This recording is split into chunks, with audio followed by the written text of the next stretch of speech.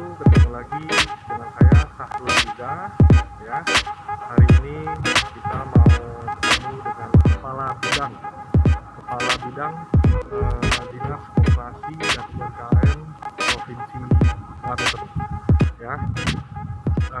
Pokoknya kita mau silaturahmi sama beliau, namanya Bapak Haji Arif. Oke guys, ikutin gue ya. Oke guys.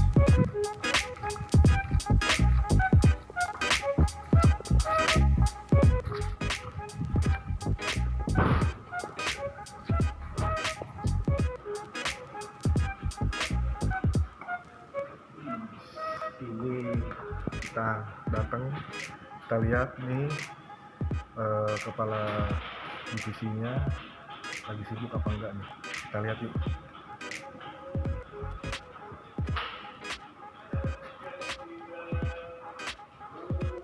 Assalamualaikum.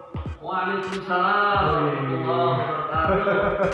Apa kabar tadi? Oh, mana? Mau di sini? Bebas tadi, santai aja. Oh, Gimana, iya. boleh? Sini aja. Iya, boleh. Gimana tadi kabarnya? Sehat? Alhamdulillah. Iya. Mau ngopi atau minum teh? Tenang aja Pak Haji, aku ini udah jadi, ya nggak guys? Ini Oh. luar biasa nih. Ini kepala bagian yang Kepala bidang lembaga ya, pengawasan. kepala bidang Kelembagaan pengawasan di Dinas Provinsi Koperasi Dinas Koperasi dan UMKM UMKM. Provinsi Banten. Ya, luar biasa guys. Ini sekarang jam 5, harus ada jam pulang. Beliau masih kerja. Ya, masih mikirin kerjaan ya Pak Haji ya. Ya, sedikit-sedikit. Sedikit-sedikit lah ya. Kalau manajer tuh kalau di swasta pulang paling terakhir. Oh gitu ya? Oh gitu. Jadi anak buah dulu biar pulang gitu ya? Iya. Oh gitu. Jadi manajer tuh harus sini dulu ya? Paling belakangan. Luar biasa. Kalau ibarat kapal itu, kalau misalnya penyelapatan, nakoda itu paling terakhir loncat ke laut. Oh gitu. Ini saya matiin berarti ya? Oke, boleh siap-siap. Gak apa-apa. Iya. Iya, siap. Oke. Jadi gini Pak Haji, maksud dan tujuan saya ini datang sini nih pengen ngadakin ngobrol santai nih Pak Haji. Umur santai apa nih? Biar para subscriber saya pada nonton nih. Jadi saya kan ada teman-teman juga nih yang subscribe pelaku-pelaku UMKM nih Pak Haji, ya kan? Nah, Iya. jadi kan Pak Tapi Haji. Pak sambil kerja ini ya? Iya siap, tenang aja Pak Haji, udah duduk santai aja, saya udah terima kasih nih Pak Haji. Oh, gitu ya. Jadi kan ini kan lagi pandemi nih, nah kasih dong tips nih buat para pelaku UMKM nih Pak Haji nih, supaya usahanya tetap jalan dan semangat terus Pak Haji, gitu. Gimana tuh Pak Haji tipsnya tuh Pak Haji, kira-kira Pak Haji? Sebelum tips atau motivasi, biasanya kalau untuk menjadi seorang entrepreneur itu harus diketahui dulu hambatannya apa. Oke. Jadi hambatan untuk menjadi seorang entrepreneur atau wirausaha Ya. itu pertama hambatan psikologis. Pikiran. Terus hambatan psikologis itu biasanya takut rugi. Ya, kalau usaha namanya juga jangan berbayangnya untung, tapi harus juga persiapkan bagaimana kalau rugi. Jadi kalau takut rugi ya nggak usah usaha. Namanya usaha itu ada untung, ada rugi. Terus keduanya malu biasanya. Malu keliling-keliling gitu ya, jual barang gitu. Oh banyak yang malu begitu. Banyak Oh gitu. gitu. Ceritanya begitu. Iya. Terus kemudian malas. Malas lah gitu. Jadi mendingan di rumah aja. Malas membangun network. Malas kemudian buat terobosan usaha. Gitu. Kemudian juga bisa juga karena salah gaul. Ya, kita punya HP berbasis Android, Ya. gadget, tapi hanya digunakan untuk ngerumpi. Iya. Ya, Facebook, IG, bahkan gibah ya. Kemudian ya paling komentar di grup-grup. Padahal ini sumber mata pencaharian di sini nih. Bisa ya dari handphone. Bisa dari handphone ini bisa trik-triknya apa nih Pak Ji? Dari handphone Pak Ji? Biar teman-teman tahu trik-triknya apa, gimana caranya supaya melalui handphone bisa. Ya kalau WhatsApp, pilih WhatsApp yang bisnis. Jual apa aja, sekarang itu kan zaman teknologi. Iya. Mangga 2 sekarang toko elektronik, pusat elektronik terbesar di Asia Tenggara tutup. Batam tutup. Nah, tapi mereka itu sekarang menggeliat itu memakai jasa marketplace. Jadi orang jualan datang ke Mangga 2, ada kamera, ada HP, ada barang-barang elektronik, dipoto, cekrek. Nah, dia bagikan tuh di IG, di Facebook, di marketplace, atau minimal di WA, di Japri, atau di share di grup. Padahal barangnya bukan milik dia. Nah, ketika ada yang pesan, kita telepon ke Mangga 2. Ada pesanan nih, tolong kirim langsung ke pembeli gitu. Jadi itu simbiosis mutualisme juga sih bagi bagi pedagang di Mangga 2 maupun si penjual yang marketplace itu. Jadi si pedagang di Mangga 2 itu kalau tidak menggunakan jasa itu juga sekarang sepi. Gitu. Jadi si ini juga terbantu si penjual yang melalui online. Ya, jadi sekarang harus begitu. Nah, makanya sekarang orang lebih banyak itu jualan dengan online. Ya. Kalau saya mempunyai jargon, go online or go home. Go online or go home. Nah, kemudian hambatan psikologis berikutnya adalah tidak terarah, tidak fokus. Ada bisnis ini ikut, bisnis ini ikut. Harusnya fokus. Fokus. Usaha itu harus fokus. Kemudian hambatan berikutnya adalah hambatan ekonomis biasanya. Kalau tadi hambatan psikologis itu kepada mindset, mental, takut rugi, malu, malas, salah gaul, tidak terarah. Sekarang hambatan ekonomis.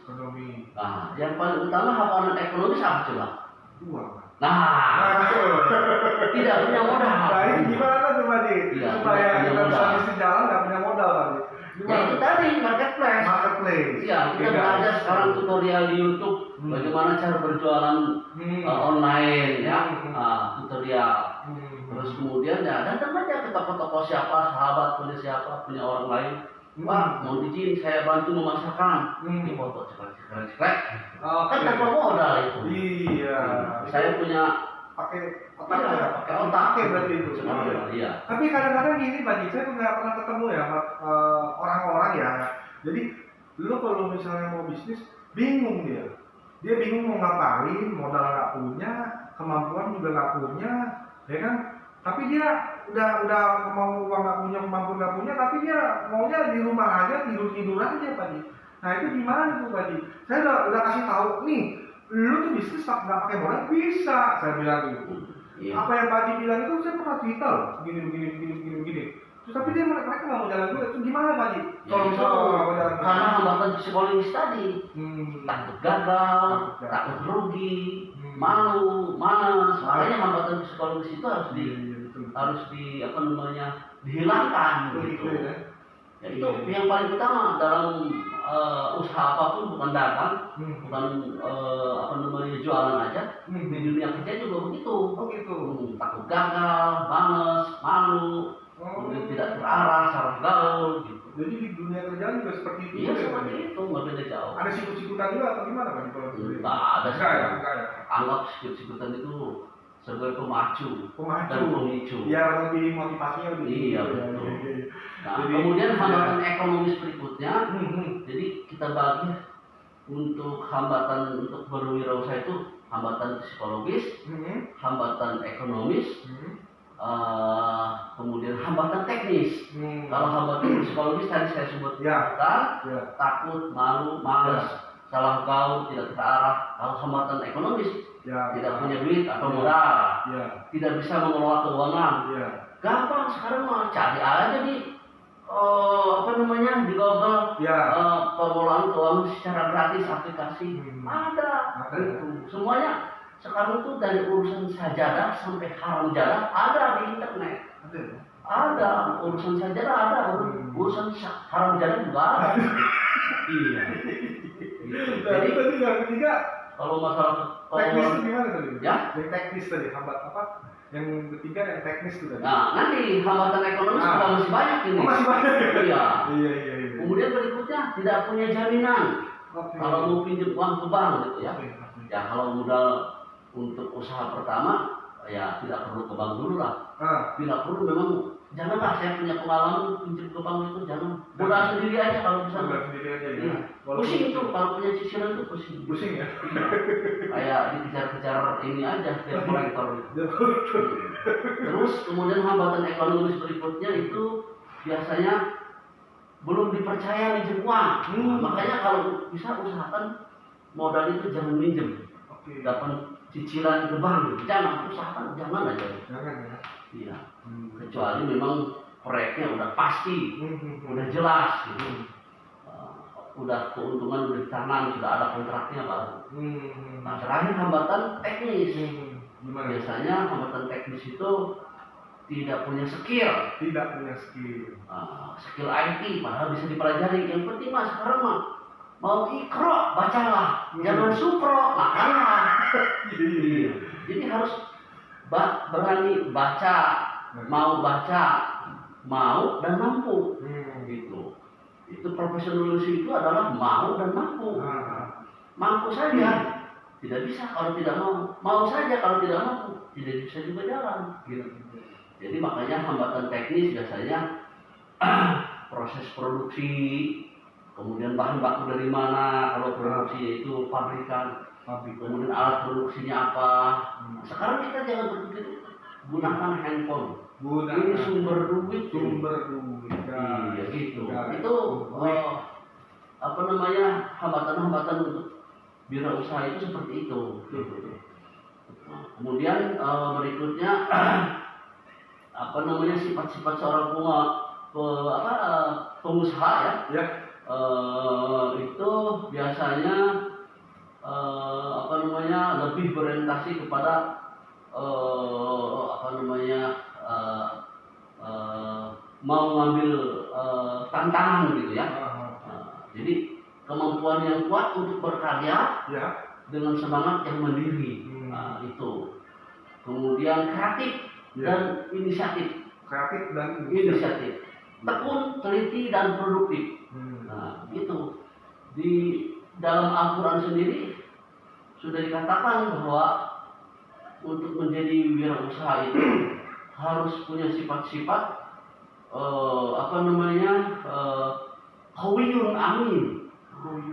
Iya, dalam Al-Quran bahwa seorang wirausaha itu harus punya sifat qawiyun amin, artinya kuat dan dapat dipercaya. Dimanapun, bukan usaha dagang atau apa, itu semuanya harus punya sifat amin. Dapat dipercaya. Jadi qawiyun amin, kuat dan dapat dipercaya. Itu sesuai dengan anjuran dari ajaran agama Islam. Yang kedua, menurut Al-Quran harus punya sifat hafizun alim. Hafizun alim itu amanah dan berpengetahuan luas. Itu tadi. Setelah amanah kita harus banyak belajar. Iqra, bacalah. Ayat pertama yang turun kan Iqra, surat Iqra. Kalau kita kan bukan Iqra, sukro, makanlah. Lebih dipikirin makan dulu gitu kan. Gitu. Ya ini bercandaannya gitu ya. Jadi berpikirnya hanya untuk makan gitu. Yang ketiga, menurut Al-Quran seorang wirausaha itu harus punya sifat bastotan fil ilmi wal jism. Ya, artinya kekuatan ilmu dan fisik. Ya, ilmu ya dengan belajar, ya sekolah setinggi-tingginya. Dan fisik bukan hanya pintar, tapi kalau fisiknya lemah, percuma. Pintar, fisiknya juga kuat dengan olahraga dan sebagainya. Yang terakhir menurut Al-Quran seorang wirausaha itu harus punya sifat raufur rahim. Artinya santun, sopan, dan pengasih. Jadi kalau bahasa Sundanya itu somea, pandai bergaul, hebat menciptakan network. Semua orang dirangkul, banyak temennya dari kalangan manapun. Itu gampang untuk menjual sesuatu apapun. Ya kalau bahasa agamanya adalah silaturahim. Network. Membangun network itu membangun silaturahim. Silaturahim itu pertama memperpanjang umur. Kedua adalah mempermudah rezeki. Gitu. Pernah dengar cerita Nabi Musa? Apa tuh yang mana? Nah, jadi zaman Nabi Musa itu ada seorang pemuda, ya.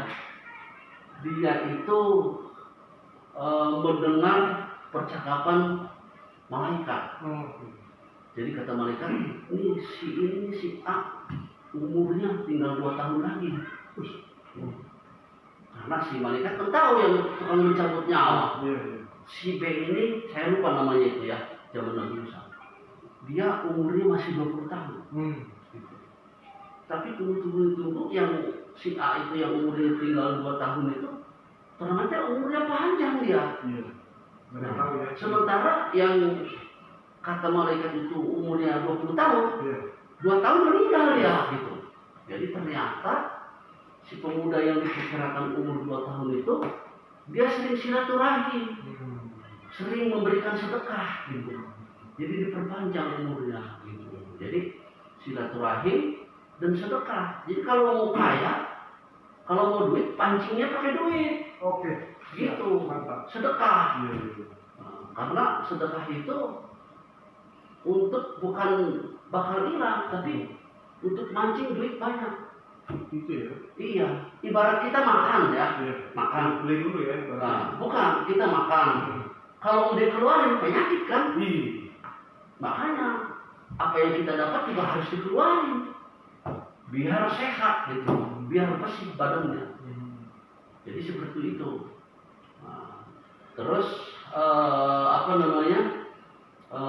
yang paling penting sekarang dalam era milenial ini, dalam era digital itu ya harus benar-benar dimanfaatkan ini handphone ya. Intinya handphone, bergaul, silaturahmi, ya kan? Iya. Ya intinya kita juga membangun network ya. Dipercaya lah. Kita juga harus jaga amanah orang. Intinya. Dan yang paling penting mulai usaha itu dari hobi. Iya. Kalau misalnya hobinya ngoprek otomotif, motor, ya udah mulai usaha dari situ. Kalau usaha mulai dari hobi itu yang ada seneng aja bahagia. Iya. Tapi kalau usahanya kepaksa, bukan hobinya ngoprek motor atau mobil, otomotif lah. Tapi suruh buka usaha misalnya restoran, itu kan bukan unlock-nya, bukan skill-nya, bukan kompetensinya. Yang ada terpaksa dia sama orang tua, udah kamu buka restoran itu pakai strategis. Padahal dia skill-nya di situ dan hobinya di situ. Mulai usaha itu dari hobi. Iya. Oke guys, ya. Ini obrolannya benar-benar sangat luar biasa. Jadi kesimpulan. Saya sih biasa di luar. Oh iya, Pak Haji ini namanya Pak Haji Arif Rahman. Arif Rahman apa? Arif Rahman aja. Arif Rahman ya. Ya, kalau belakang nggak penting. Sebagai kepala bidang kelembagaan pengawasan di Dinas Koperasi dan UKM Provinsi Banten. Di Provinsi Banten. Tapi saya sebelum menjadi PNS 16 tahun di swasta. Di swasta. Iya. Pernah menjadi manajer keuangan di perusahaan penerbangan. Pernah menjadi koordinator ekspor impor di perusahaan Jepang. Pernah menjadi kepala research and development. Ya. Kemudian training di Jepang setahun. Di Bangkok 3 bulan, di Amerika sebulan. Di Singapura nggak kehitung. Singapura sering dulu. Kursus short course aja ya, kursus singkat aja. Seminggu balik, nanti dapat tahun berikutnya dapat lagi kursus seminggu. Tapi Pak Haji kepikiran nggak nih punya jabatan seperti ini di umur sekian ini? Saya sebenarnya tersesat di jalan yang benar. Tersesat di jalan yang benar. Iya. Karena apa? Saya itu tidak bisa menaklukkan Jakarta. Saya berangkat dari kampung dari seorang anak petani. Dengan modal ijazah SMA ke Jakarta, saya harus bisa menaklukkan Jakarta. kerja dulu, sore kuliah saya, biaya sendiri. Akhirnya bereslah S1 kerja di perusahaan asing. Tapi memang sudah takdirnya ya. Tidak berhasil saya menaklukkan Jakarta. Pulang kampung saya jadi PNS. Akhirnya dibantu juga ya. Iya, tapi alhamdulillah biasa dibantu aja. Kepala bidang loh guys. Ya, ini ruangannya aja udah hampir sama kayak ruangan wali kota loh. Bisa dibilang begitu loh. Loh iya, maksudnya saya melihat saya buka ya. Oh iya bukan. Kalau di kepala di yang saya pernah datang ya di beberapa kantor bupati ya kantor wali kota itu ruangan kabin itu nggak seperti ini loh guys gitu. Ini jatuh guys. Ya kita syukur aja. Ya kan ruangannya tuh mejanya sendiri ya. Kan kebahagiaan itu kalau kita selalu bersyukuri nikmat yang diberikan oleh Allah. Jadi ini hampir ya bisa dikatakan kalau provinsi ini kabin ini bisa dikatakan setara dengan wali kota yang tadi. Ya enggak. Oke. Kalau kabin mah ya. Kalau di wali kota itu berarti Pak Haji ini kabin ini seperti apa tuh tadi kalau di eselon 3. Eselon 3 ya. Masih prajurit. Prajurit ya. Yang penting kan bukan jabatannya, kebermanfaatannya buat umat. Kebermanfaatan. Iya. Kalau saya alhamdulillah dipercaya oleh masyarakat aktif di berbagai macam ormas dan organisasi. Iya. Dan saya bukan menyodor-nyodorkan diri, tapi mereka minta, ayo masuk. Ya, mungkin doa orang tua ya. Mudah-mudahan anaknya bermanfaat bagi masyarakat, bangsa dan negara. Ya, alhamdulillah. Jadi kalau kita aktif di yayasan, ormas, organisasi, nirlaba itu sebenarnya bukan mencari koin, tapi mencari poin. Koin tidak dapat, tapi dapatnya poin. Dengan poin itu kita mau memasarkan apa aja gampang. Kalau saya memasarkan apa aja, yang dilihat kan siapa yang menawarkan. Dia percaya gitu. Saya memasarkan apartemen. Orang ini di luar negeri belum pernah ketemu dan belum pernah survei. Dia langsung bayar. Karena dia percaya sama saya. Gitu. Kan orang begitu dalam berbisnis itu kepercayaan yang paling utama. Gitu. Kalau sekali kita buat celah, udah seumur hidup orang nggak bakal percaya. Misalnya memaaf harga.